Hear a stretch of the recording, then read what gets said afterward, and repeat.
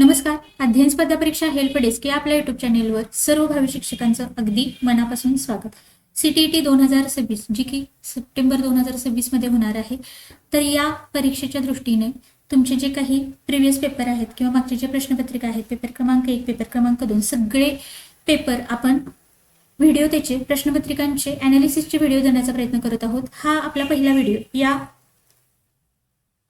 Series मधला. आता याच्या आधी आपण CTET 2026 फेब्रुवारीसाठी SST पेपर क्रमांक 2 मागचे सगळे पेपर अनालिसिसचे व्हिडिओ आहेत, मराठीचे व्हिडिओ आहेत. अगदी डिटेल छान पद्धतीने तिथे समजावून सांगितलेलं आहे, जेणेकरून तुम्हाला पेपरची आयडिया येईल. आत्ताच्या या आपल्या सेशनमध्ये किंवा आजच्या या व्हिडिओमध्ये आपण काय करणार आहोत, खूप जणांची शंका आहे पेपरचं स्वरूप कसं असतं, पेपर पॅटर्न कसा असतो, TET सारखंच असतं का? तर बघा, सगळ्या प्रश्नांची उत्तरे तुम्हाला मिळतील. इथं तुम्हाला मराठी विषय आहे आणि ज्यांनी भाषा 1 आणि भाषा 2 अशा पद्धतीने तुम्ही मराठी भाषेची निवड करू शकताय. काही जणांचा मराठी विषय भाषा 1 म्हणून आहे, काही जणांचा भाषा 2 म्हणून त्यांनी निवडलेला आहे. ज्यांचा मराठी भाषा 1 आहे त्यांची दुसरी भाषा हिंदी किंवा इंग्लिश असेल. ज्यांनी भाषा 2 म्हणून मराठी निवडलेली आहे त्यांची पहिली भाषा हिंदी किंवा इंग्लिश असेल. आणि मराठी आणि हिंदी दोन्हीतला डिफरन्स मी तुम्हाला सांगितलेला आहे. ॲज इट इज तुम्हाला मराठी आता पहिली लँग्वेज किंवा पहिली भाषा मराठीचा जो पेपर आहे त्याचं ट्रान्सलेशन तुम्हाला ॲज इट इज हिंदीमध्ये, ॲज इट इज इंग्लिशमध्ये आढळतं.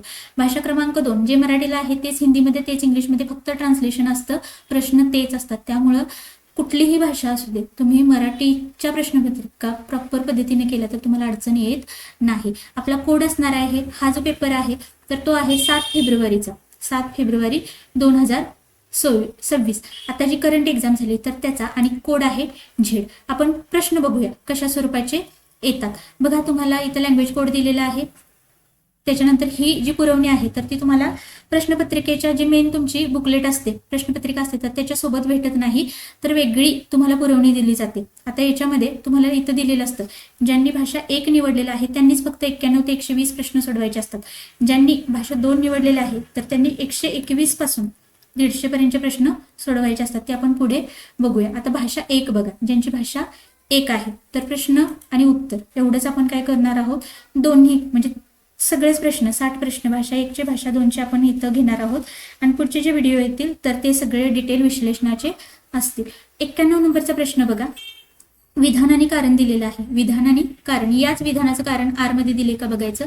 खालील वाक्य वाचा. पहिलं विधान, सुरुवातीच्या वर्षात भाषा शिकण्यात उशीर झाल्यामुळे मुलांना नवीन भाषा आत्मसात करण्यात अडचण येते. कारण काय दिले, भाषा आत्मसात करण्याच्या दृष्टीने मुलांची सुरुवातीची वर्षे ही अत्यंत महत्वाची असतात. आता इथं विधान आणि कारण, विधानाला अनुसरून कारण आहे, कारण विधान दोन्ही बरोबर आहे, त्यामुळे आपला पर्याय काय येईल, ऑप्शन क्रमांक 4 विधान A आणि त्याचं कारण दोन्ही बरोबर असून कारण हे काय करतं, विधानाचं योग्य विश्लेषण करतं.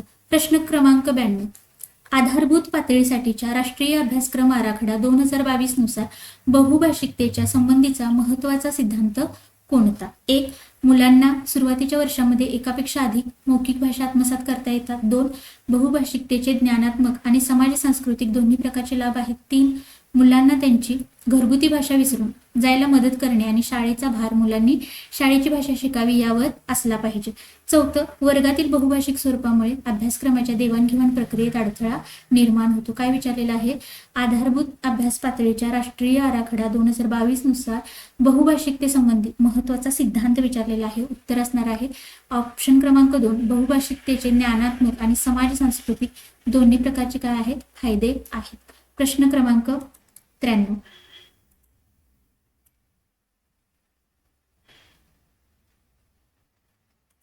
प्रश्न क्रमांक 93, काही भाषिक समूहामध्ये भाषेची 2 वेगळी रूपे अस्तित्वात असून प्रत्येकाचे सामाजिक कार्य हे वैशिष्ट्यपूर्ण असते.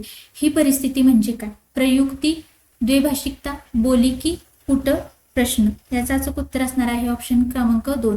काही भाषिक समूहामध्ये बघा भाषेची 2 वेगळी रूपे, 2 वेगळी रूपे.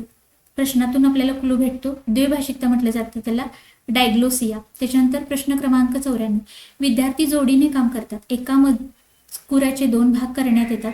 आलटून पालटून एक मुलगा मजकूर वाचतो आणि दुसरा लिहितो, नंतर दोघेही एकत्रितपणे मजकूर तयार करतात. या उपक्रमाला काय म्हणतात. शब्दजाळे, अंशतः श्रुतिलेखन, कथाकथन, धावते श्रुतिलेखन. 94 क्रमांकाचा प्रश्नाचं उत्तर असणार आहे ऑप्शन क्रमांक 2 अंशतः श्रुतिलेखन, पार्शल डिक्टेशन. हे सगळे पेडॉलॉजीचे सुरुवातीला क्वेश्चन दिलेले आहेत तुम्हाला या प्रश्नपत्रिकेमध्ये. त्याच्यानंतर उतारा, कविता अशा पद्धतीने प्रश्नाचं स्वरूप असतं.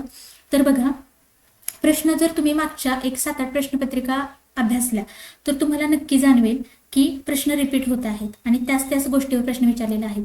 आता हा जो प्रश्न आहे याच तुम्ही जर हिंदी भाषा निवडली असेल, पहिली भाषा 1 म्हणून जर तुम्ही हिंदी निवडली असेल, हे मी याच्या आधी विथ प्रूफ पण सिद्ध केलेलं आहे, किंवा तुम्ही ही प्रश्नपत्रिका हाताळून बघू शकता.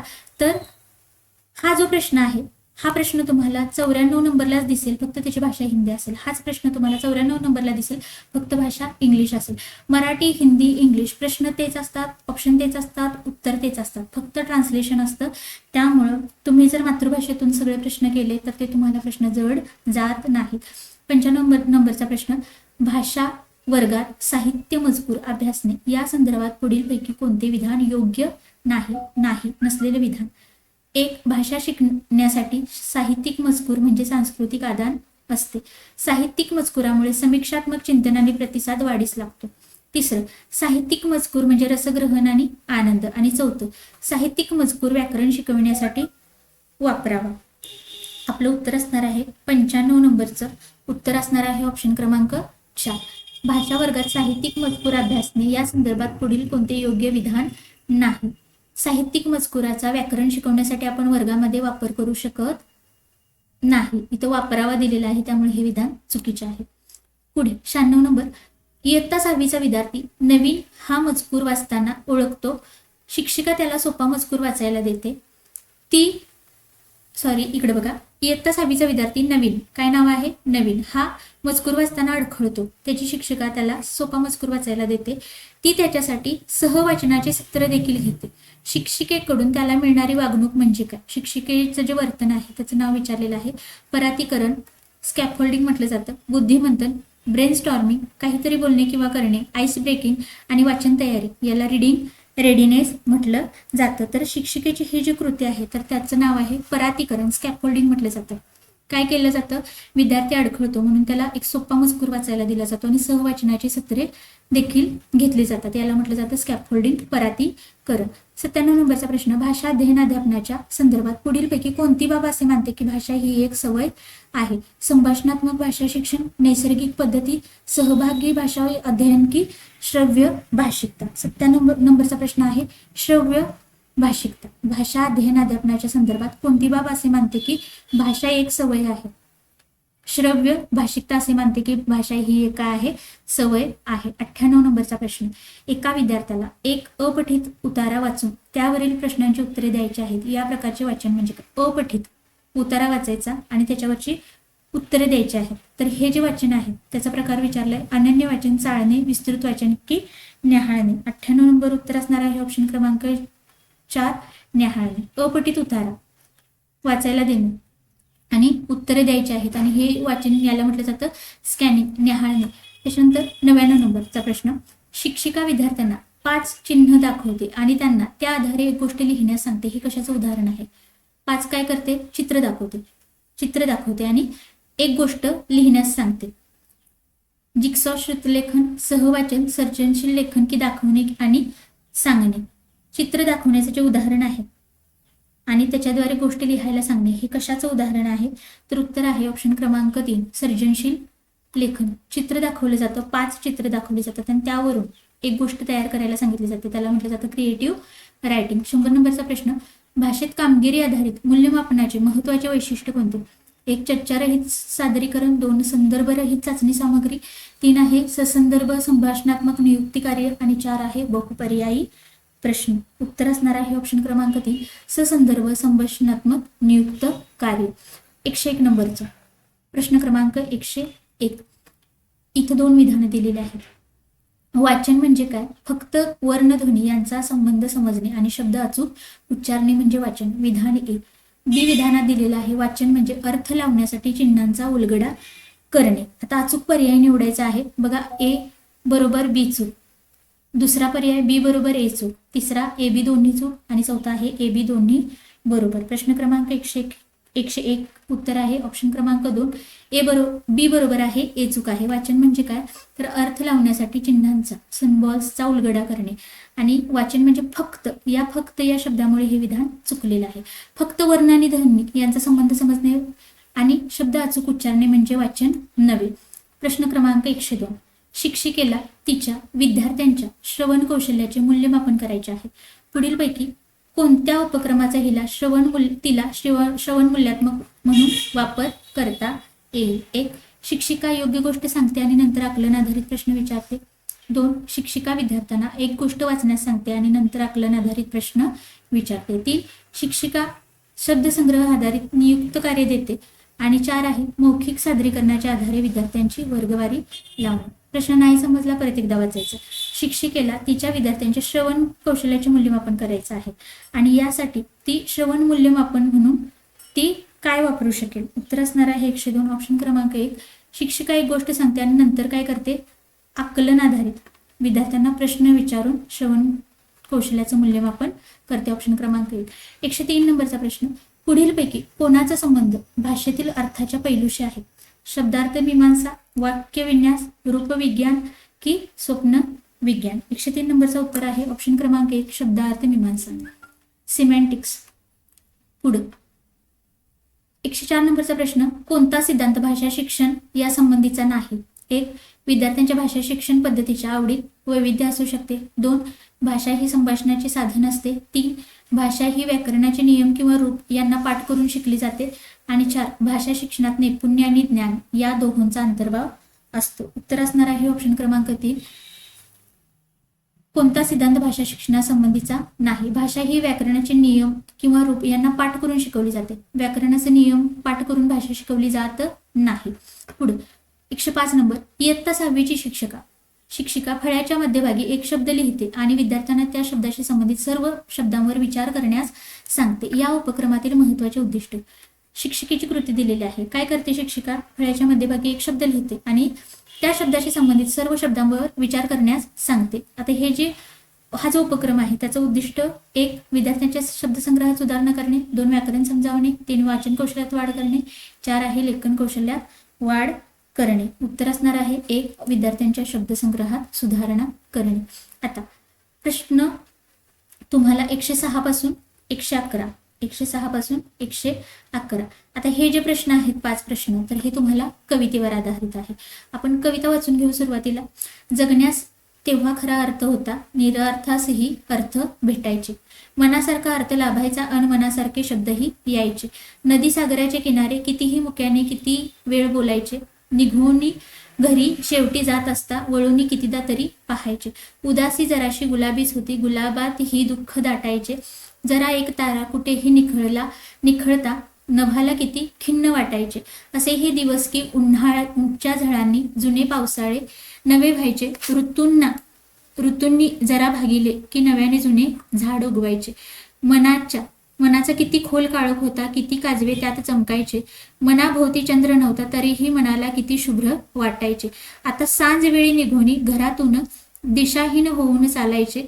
आता पाऊले ही दुःखू लागली की जरा मीच त्यांना उरी घ्यायची. जगण्याचा अर्थ आणि विविध दाखले देऊन इथं त्या गोष्टी म्हणजे जे कवीच्या ज्या कल्पना आहेत तर त्यांना चांगल्या पद्धतीने इथं मांडलेल्या आहेत. बघा, सांजवेळी काय होतं, त्याच्यानंतर ऋतू मागून ऋतू जातात, नवीन झाड उगवतं, त्याच्यानंतर समुद्र किनारे,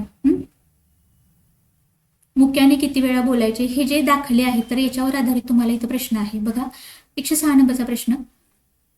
कवीच्या मते आकाशाला केव्हा नैराश्य यायचे. आकाशाला केव्हा नैराश्य यायचं. उत्तर असणार आहे ऑप्शन क्रमांक 1 तारा निखळल्यावर. आकाशाला नैराश्य कधी यायचं तर तारा कुठेही निखळता. ऑप्शन क्रमांक 1. पुढे 107 नंबर. पुढीलपैकी विशेष नाम कोणते. विशेष नाम काय असतं, नामाबद्दल विशेष माहिती सांगणारा शब्द. दिशा, चंद्र, ऋतू की घर. जी दिशा, चंद्र, ऋतू की घर. 107 नंबरचं उत्तर आहे ऑप्शन क्रमांक 2 चंद्र. विशेष नाम काय आहे तर चंद्र आहे आणि बाकीचे काय आहेत सगळी सामान्य नामं आहेत. त्याच्यानंतर 108 नंबर. भोवती चंद्र नसताही कोणती गोष्ट कवीच्या अनुभवास येते. चंद्र अवतीभोवती नसताना कोणती गोष्ट कवीच्या अनुभवास येते? दिशाहीनता, निरर्थकता, शुभ्रता, खिन्नता. मग चंद्राचा दाखला कुठे दिलाय बघायचं वर कवितेमध्ये आणि उत्तर काढायचं. 108 नंबर उत्तर असणार आहे शुभ्रता. चंद्र नसताना शुभ्रता आपल्याला अनुभवास येत असे. त्याच्यानंतर 109 नंबर, जुने झाड नव्याने केव्हा उगवायचे? 1 पावले दुखू लागल्यानंतर, 2 मनात काळोख दाटल्यावर, 3 आहे मनासारखे शब्द आल्यावर आणि 4 आहे ऋतूंनी भागिल्यावर. जुने झाड केव्हा नव्याने उगवायचे? 109 नंबर उत्तर असणार आहे ऑप्शन क्रमांक 4 ऋतूंनी भागल्यानंतर नवे झाड उगवायचे. इथं आहे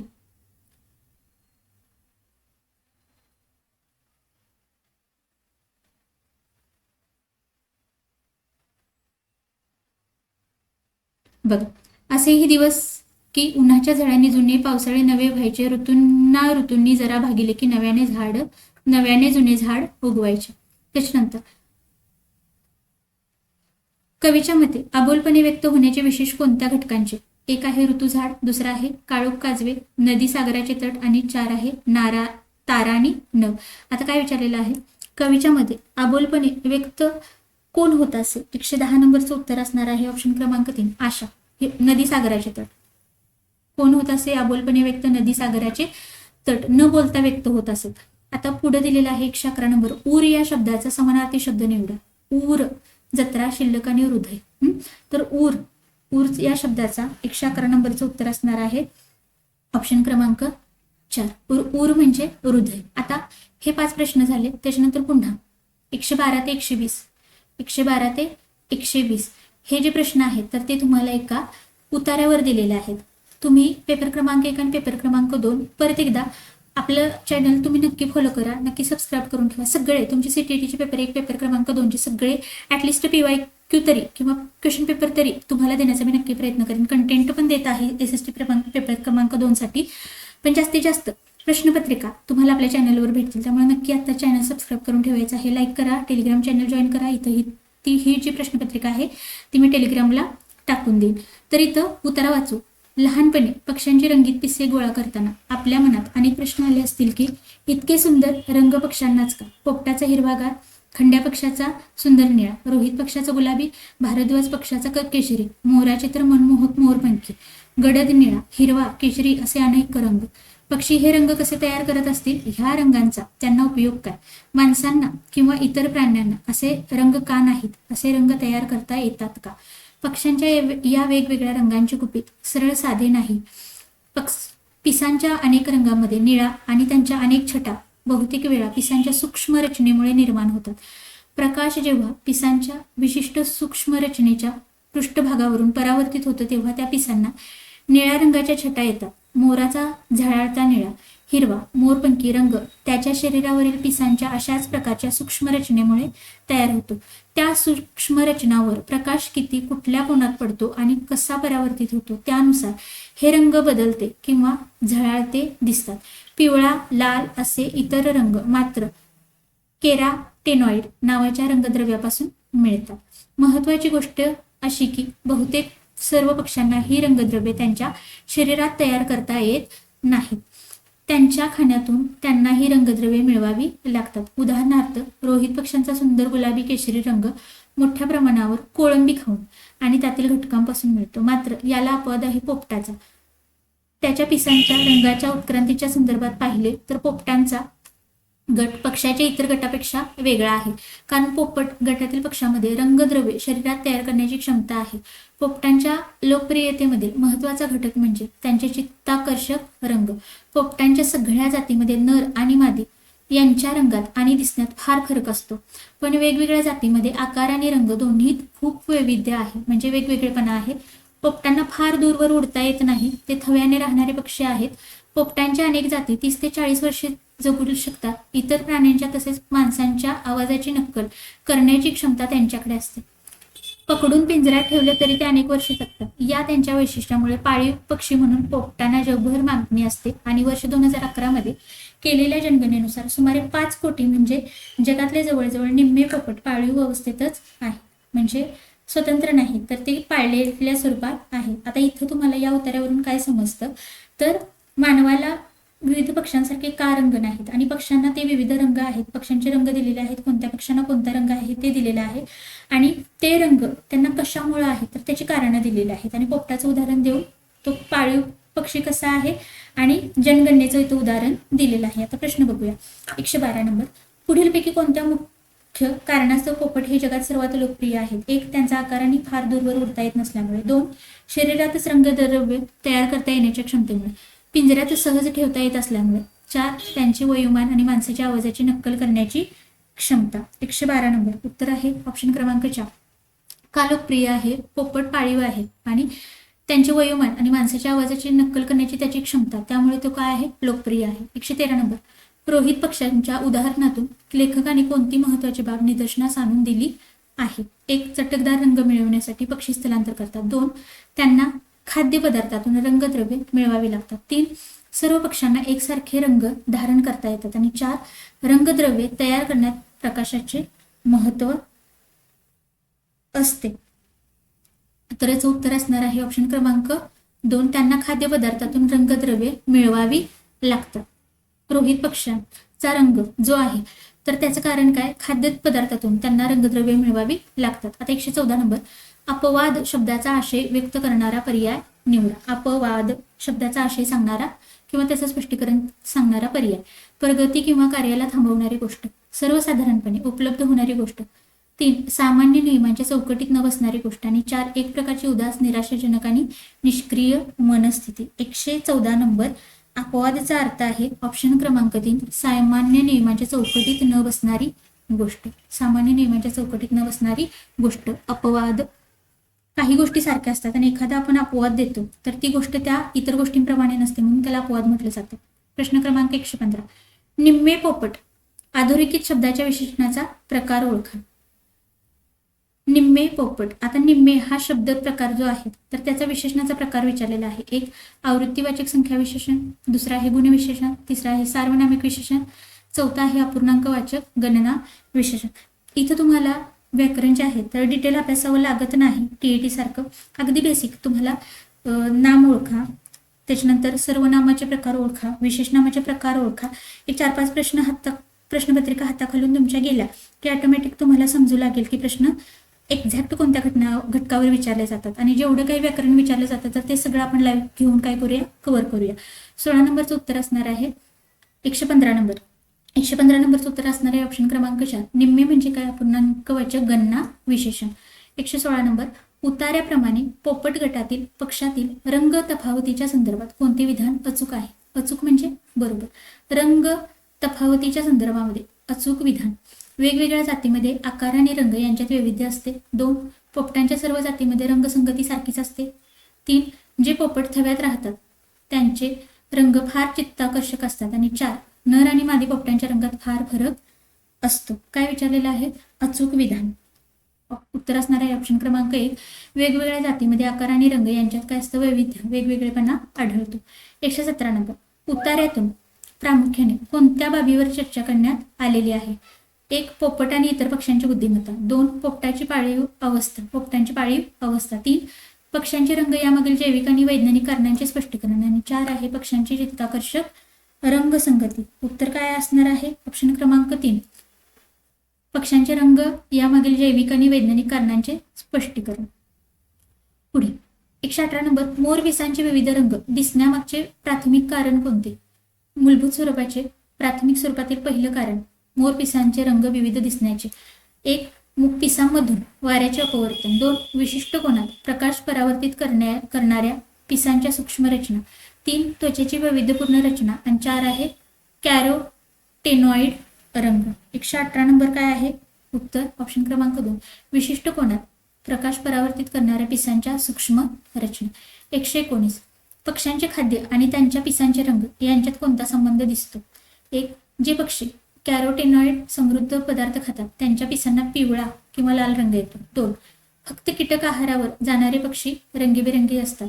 3. खाद्यपदार्थ आणि पिसांचे रंग यांच्यात कोणताही संबंध नसतो. आणि 4. जे पक्षी वैविध्यपूर्ण पदार्थ खातात त्यांची पिसे विविध रंगी असतात. उत्तर असणार आहे 19 नंबरचं ऑप्शन क्रमांक 1. जे पक्षी कॅरोटेनॉइड समृद्ध पदार्थ खातात तर त्यांच्या पिसांना पिवळा किंवा लाल रंग येतो. त्याच्यानंतर 120 नंबरचा प्रश्न भाषा विषय 1, ज्यांनी मराठी भाषा 1 निवडलेली आहे त्याच्यातील शेवटचा प्रश्न. पोपटांना फार दूरवर उडता येत नाही. वाक्यातील अधोरेखित शब्दाला कोणता व्याकरणिक घटक जोडला गेला आहे? दूरवर या शब्दाला काय जोडलेलं आहे? उभयान्वयी अव्यय, आत्मवाचक सर्वनाम, शब्दयोगी अव्यय की गुण विशेषण? उत्तर असणार आहे ऑप्शन क्रमांक 3, शब्दयोगी अव्यय. दूरवर शब्दाला जोडून अव्यय वापरलेला आहे. उत्तर असणार आहे शब्दयोगी अव्यय. हा आपला पार्ट 1 असेल. त्याच्यामध्ये आपण भाषा 1 चे 30 प्रश्न बघितले. 30 प्रश्नांचं स्वरूप तुम्हाला लक्षात आलं असेल.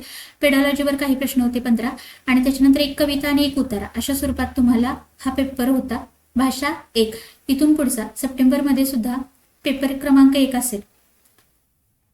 तर पेपर 1 असू दे किंवा पेपर 2 असू दे, तुमचं भाषा 1चं जे पॅटर्न असणार आहे किंवा स्वरूप असणार आहे ते याच पद्धतीचं असणार आहे. पेडॉलॉजी आणि अर्धे प्रश्न पेडॉलॉजी आणि एक कविता आणि एक उतारा कंपल्सरी भाषा 1 विषयासाठी. भाषा 2चा किंवा ज्यांनी भाषा 2 निवडलेले आहे त्यांच्यासाठी आपण पुढचं लेक्चर घेऊन येणार आहोत. त्या लेक्चरमध्ये 121 पासून 150 पर्यंतचे सगळे प्रश्न आपण कव्हर करणार आहोत. आणि हा जो पेपर आहे तर तो आहे SST पेपर 2. त्याच्यामधील मराठी भाषेचा आपण भाषा 1 ही पुरवणी पाहिली. आता भाषा 2 हा विषय आपण त्याचे पुढचे 30 प्रश्न पुढच्या लेक्चरमध्ये कव्हर करणार आहोत. त्यामुळं हे सगळे जर प्रश्नपत्रिका तुम्हाला हवे असतील तर आपलं टेलिग्राम चॅनल नक्की जॉईन करा. तिथे हे टाकून देते. काही नोट्स आहेत पेपर क्रमांक 2 साठी SSTच्या जे NCERTची पुस्तकं हायलाईट केलेली आहेत तर ती सुद्धा तिथे मिळून जातील. TETचं खूप सारं मटेरियल दिलेलं आहे प्रश्नपत्रिका, ते तुम्हाला तिथे मिळून जातील. आणि ह्या सगळ्या प्रश्नपत्रिका उत्तरासहित मी तुम्हाला तिथं टाकून देईल.